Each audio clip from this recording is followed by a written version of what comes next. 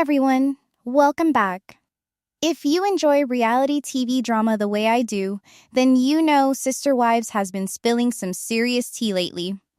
I'm your host, Lydia, and today we're unpacking last night's episode, the one that honestly had my jaw on the floor.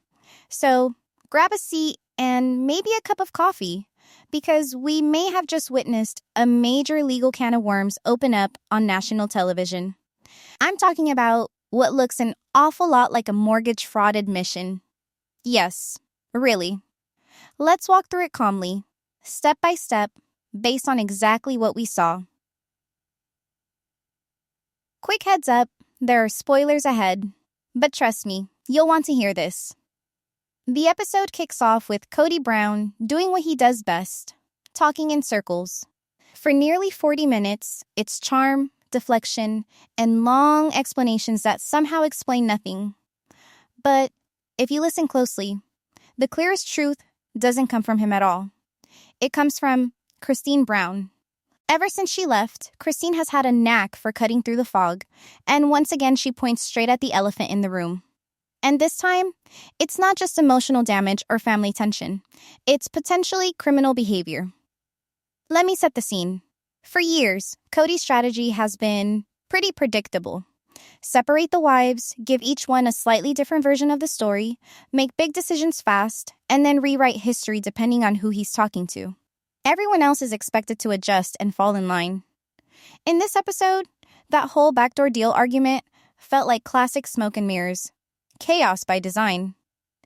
It conveniently put Janelle Brown, Meri Brown, Kody, and Robyn Brown at odds with each other, while Kody stayed safely in the background, pulling strings. Same old playbook. But this time, the issue wasn't just hurt feelings. It was money. Specifically, the money used to buy Robyn's Flagstaff home. Now here's where things get uncomfortable. When you buy a house and use money that comes from someone else, the bank needs to know exactly what that money is. Is it a loan or is it a gift? If it's a gift, the person giving it must sign a legal gift letter stating, under oath, that the money does not need to be paid back. No repayment. No conditions. End of story. Here's the problem. Janelle and Meri have always said that money was a loan. Kody, however, insists it was a gift. Then, Robyn casually drops a bombshell. She says they've already paid Janelle back. Hold on. You don't repay a gift. That's not how gifts work. And that contradiction sets off every legal alarm bell imaginable. If the bank was told the money was a gift, but the family treated it like a loan behind the scenes, that's providing false information to a lender. Plain and simple. And that's the definition of mortgage fraud. It doesn't matter whether the bank lost money or not. Lying on federally regulated mortgage documents is a serious offense all by itself. What's shocking is how openly this was discussed. On camera, no one seemed to realize or care what they were admitting. It sounded very much like they labeled the money a gift to qualify for the mortgage, then quietly handled it as a loan afterward. And here's where the frustration really sets in. The host, Suki Krishnan, just lets it slide. No follow-up, no clarification, no simple question like, is it legal to repay a mortgage gift? For someone in that role, that silence was loud. It felt like a huge missed opportunity to hold the situation up to the light. And zooming out for a moment, the bigger picture doesn't look any better. This sudden push to sell both the Flagstaff house and Coyote Pass at the same time doesn't feel like a simple cash crunch. It feels rushed, almost frantic. To many viewers, it looks less like downsizing and more like an attempt to blur a paper trail. Moving equity from one property to another, fast and quietly, can look an awful lot like trying to clean up a financial mess after the fact. The problem is, the story is already out there, recorded forever on television. If regulators or investigators ever take a closer look, the consequences could be serious. Audits, fines, formal investigations, you name it. You could almost feel the shift in the room on Sunday night. Living rooms across the country went quiet. Remote controls hovered mid-air as the TLC logo faded, and the familiar Sister Wives title card appeared. Fans know the rhythm by now. Kody Brown's long speeches, emotional confessionals, and the slow unraveling of a family that once sold itself as united. But from the very beginning, this episode felt heavier.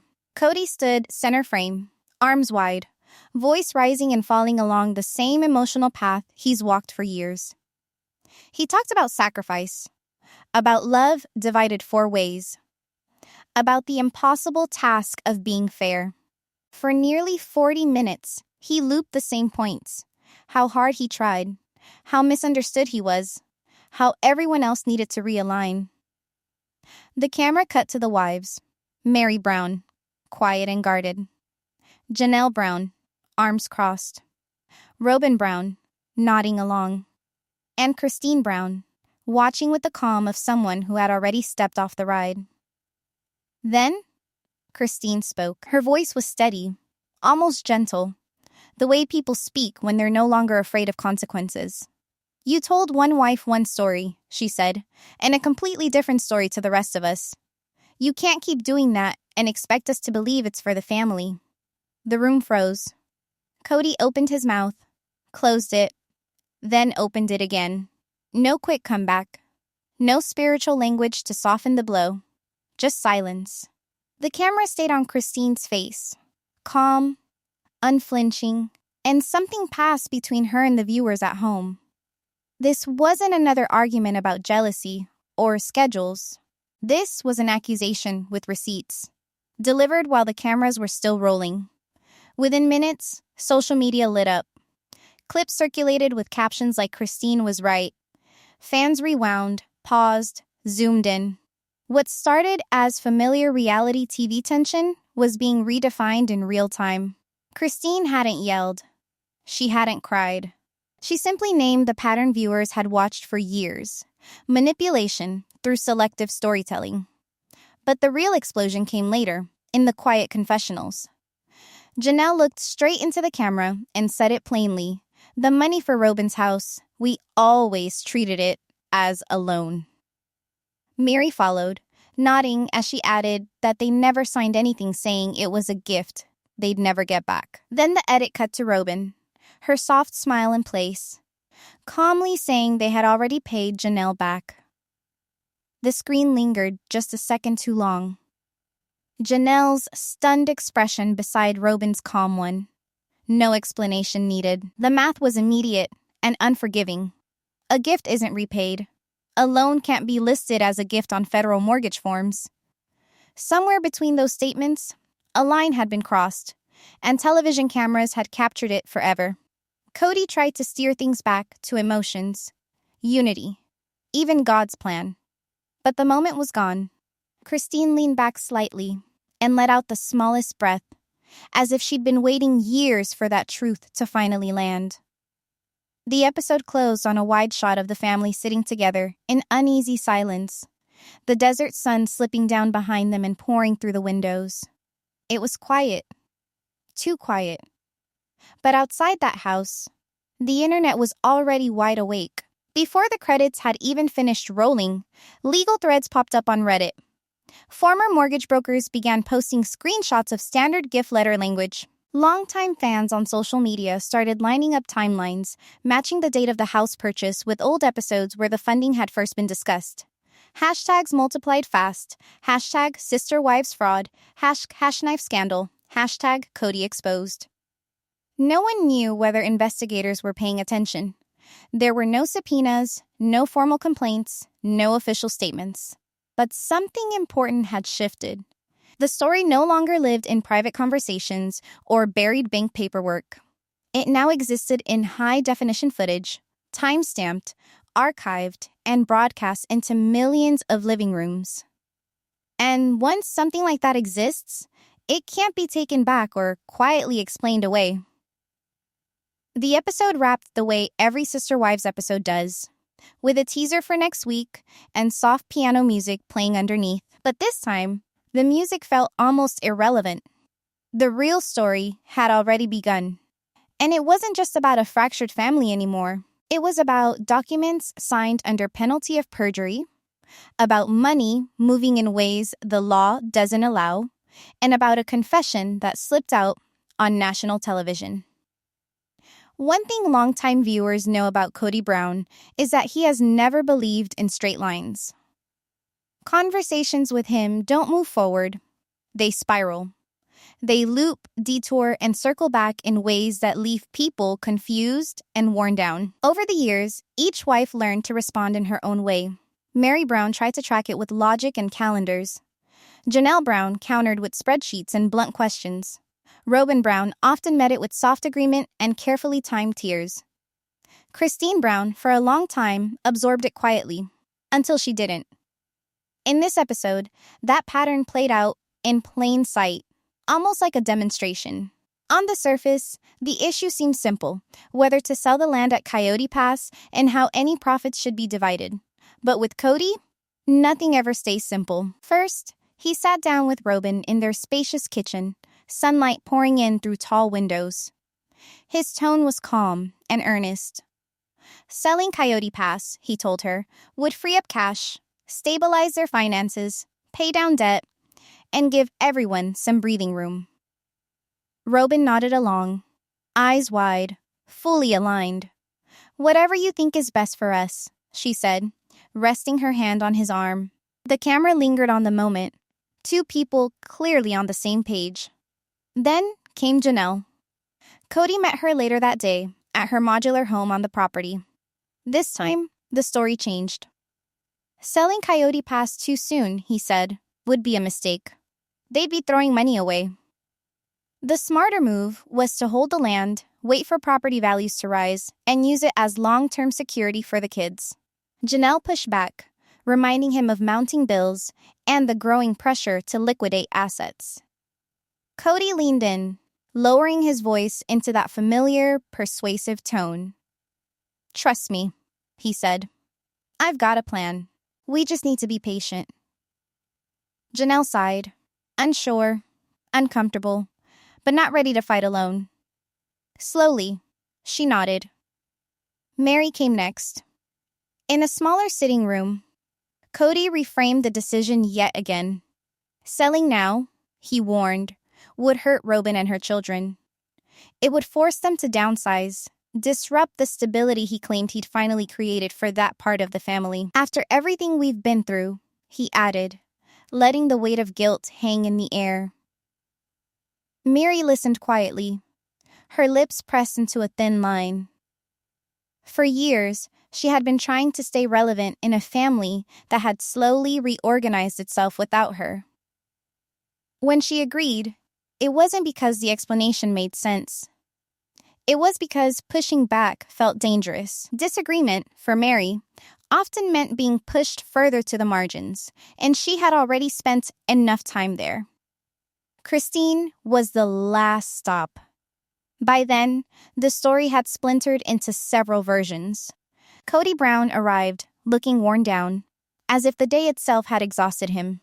He told Christine that the family was united, that everyone agreed holding the land was the best move, and that selling now would only fracture things further. Christine listened, her head tilted slightly, watching more than reacting. When he finished, she didn't argue the details. She didn't raise her voice. Instead, she calmly repeated his own words back to him, one version at a time. "You told Robyn Brown it was urgent to sell for financial relief. You told Janelle Brown it made more sense to wait for the land to increase in value. You told Meri Brown it was about protecting Robyn's kids. And now you're telling me everyone already agreed to hold." She paused, letting the timeline sit there between them. "So, which one is the real plan, Kody?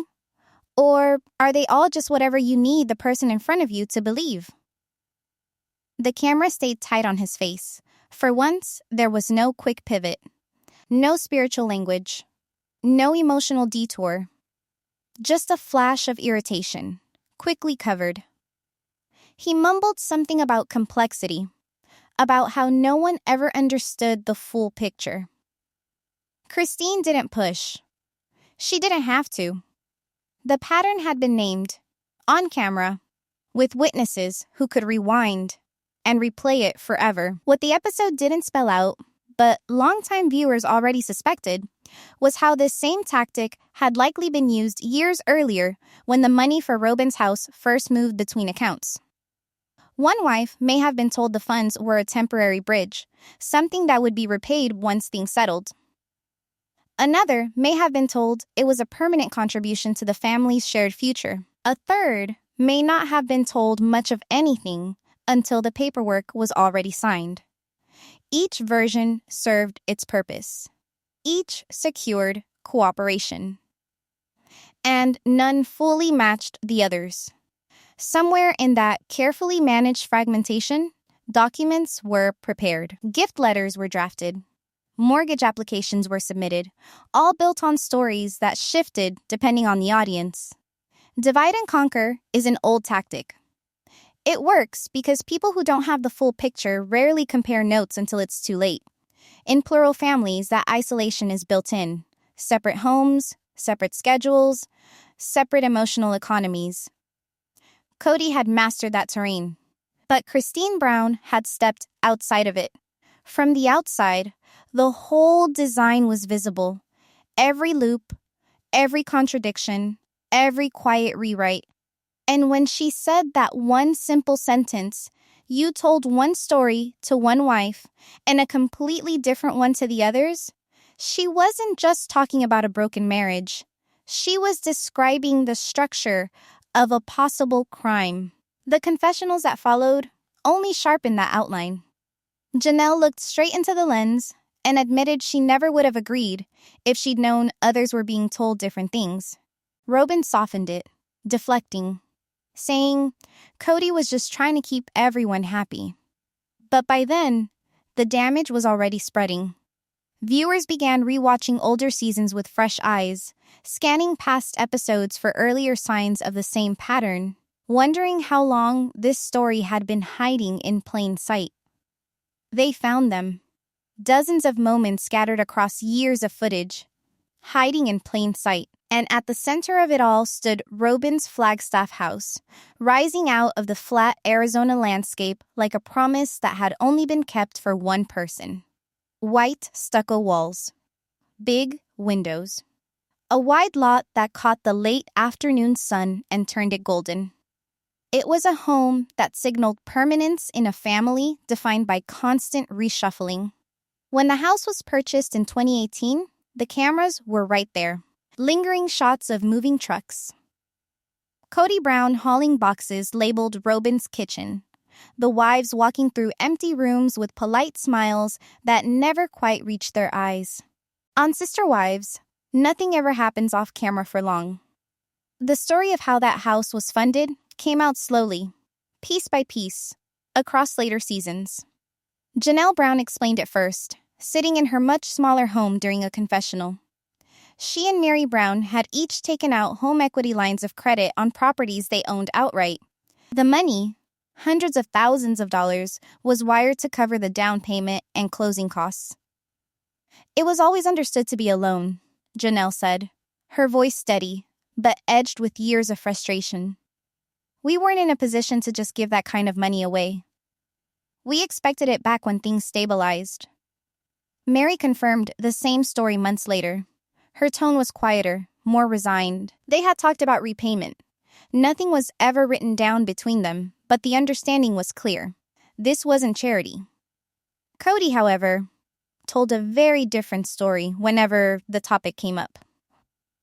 In group conversations, in one-on-one confessionals, even in casual driveway chats caught by a hot mic, he framed it as generosity. The money was a gift to Robyn Brown and her children. We're one family, he'd say, spreading his hands as if the answer were obvious. What's mine is hers. What's ours is everybody's. Over time, that phrase became a kind of mantra, repeated so often it almost sounded spiritual. For years, the contradiction sat quietly beneath the surface, just another loose thread in a family already coming apart. Viewers noticed. Reddit users cataloged every mention, every mismatch in the story. But suspicion isn't proof. And until recently, everything stayed safely ambiguous. That changed in a split-screen confessional near the end of the episode. Robyn sat in soft lighting, speaking calmly to the camera with the gentle smile she's perfected over years of scrutiny. She was asked about lingering financial tension between the wives. At first, her answer was smooth, acknowledging hurt feelings, expressing gratitude for everyone's sacrifices. Then came the line that stopped people cold. "We already paid Janelle back," she said. So that part is settled. It's all squared away now. The edit cut immediately to Janelle. Her eyes widened for just a moment, real surprise, before she caught herself. She didn't respond right away. The silence lingered, just long enough for the meaning to sink in. Across millions of living rooms, viewers did the math instantly. A gift, under U.S. mortgage law, cannot be repaid. That's not a technicality. It's the foundation of every mortgage gift letter in the country. The donor must swear, under penalty of perjury, that no repayment has been promised, expected, or will ever occur. Those letters aren't optional. They're required whenever outside funds are used for a down payment. Lenders rely on them to be sure the buyer isn't secretly carrying additional debt. If Janelle and Meri's money was documented as a gift, if a gift letter bearing their signatures or submitted on their behalf with their consent went to the mortgage company, then any later repayment turns that document into a lie. You can't repay a gift without undoing the sworn promise that repayment would never happen. That's the whole point of a gift letter. And if the money was always meant to be paid back, but was presented as a gift to get better loan terms, a lower interest rate, no extra debt listed, and an easier approval, then the deception didn't happen by accident. It would have been baked in from the very beginning. The camera cut back to Robyn Brown. Still calm, still wearing that faint, reassuring smile, as if she had just cleared up a small misunderstanding. But there was no fixing what had just been said. One short sentence had cracked the entire story wide open. What had lived for years as fan speculation suddenly became a clear public contradiction, captured in crisp, undeniable high definition. Later that night, social media exploded. Screenshots spread fast, Robyn's words on one side, Janelle Brown's stunned expression on the other. Legal-focused TikToks popped up within the hour. Former loan officers read standard gift letter language straight into the camera, explaining plainly and calmly why "we already paid her back" is the verbal equivalent of striking a match under federal mortgage law. Because here's the part most people never see. Every mortgage in America begins with the same quiet ritual: a thick stack of documents, a pen, and a signature placed beneath a warning that false statements can carry serious federal penalties. The Uniform Residential Loan Application, Form 1003, asks the same questions in every state, at every bank, every year.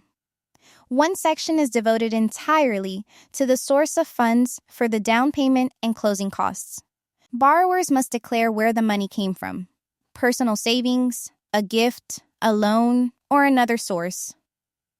That distinction is not casual. It affects approval, interest rates, and how much debt the borrower is considered to carry.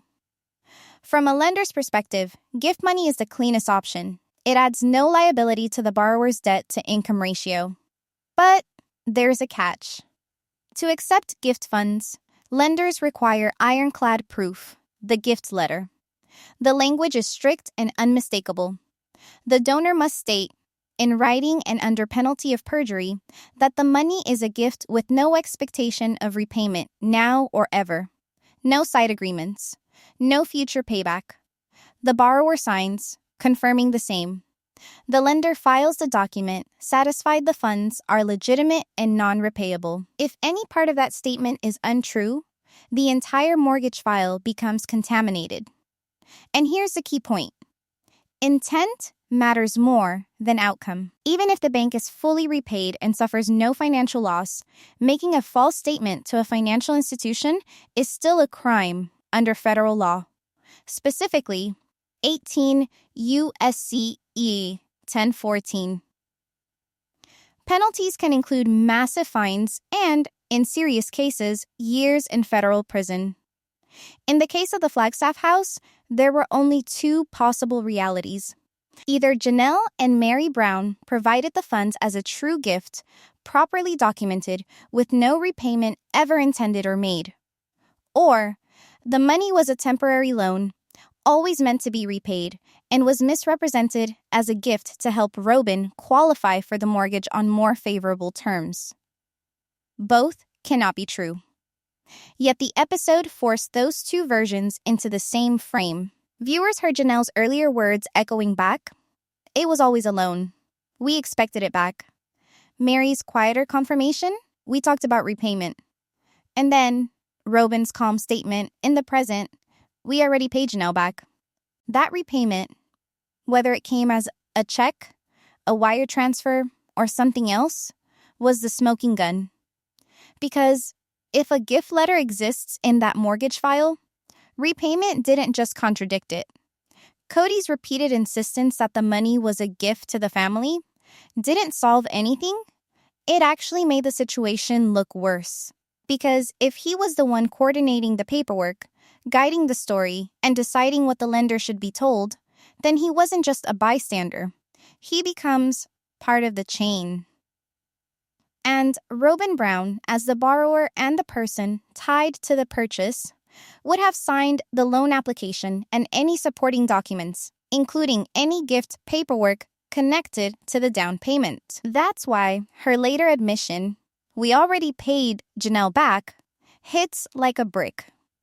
It places her signature and her sworn mortgage documents in direct conflict with what she's now saying on camera. What used to be hidden in bank files and title company archives suddenly moved into the open. The paper trail didn't need to be leaked. It didn't need a whistleblower. Every time a cast member spoke on camera, they added another piece to it, out loud in public, with context and timestamps. No search warrant required. The evidence wasn't discovered. It was volunteered in prime time. And once it aired, the internet did what it always does. Clips loop nonstop. Robyn's faint smile as she said, paid back. Janelle's frozen reaction. Kody Brown dodging specifics with vague, foggy answers whenever the conversation got too close to details. Legal commentators started dissecting the sequence frame by frame, reading sample gift letters aloud, explaining how that one contradiction turns ordinary real estate paperwork into potential felony territory. And here's what makes it genuinely chilling. Mortgage fraud doesn't require some Hollywood-level plot. No offshore accounts. No fake identities. No elaborate laundering scheme. It can be as simple as one false statement on a federally regulated form, made knowingly. That's it. The Browns didn't hide behind shell companies. They sat in front of cameras that captured audio, video, timestamps, and emotional context, and they laid out both sides of a story that cannot legally coexist. If investigators ever chose to open a file, they wouldn't have to dig far. The trail would begin with the gift documentation, if it exists, and it would end with Robyn's own words, we already paid Janelle back.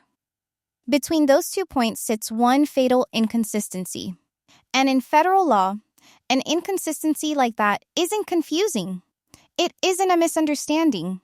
It's the kind of thing prosecutors point to when they talk about intent. Outside Flagstaff, the desert went quiet after sunset. But inside millions of homes, the conversation only got louder. Threads multiplied.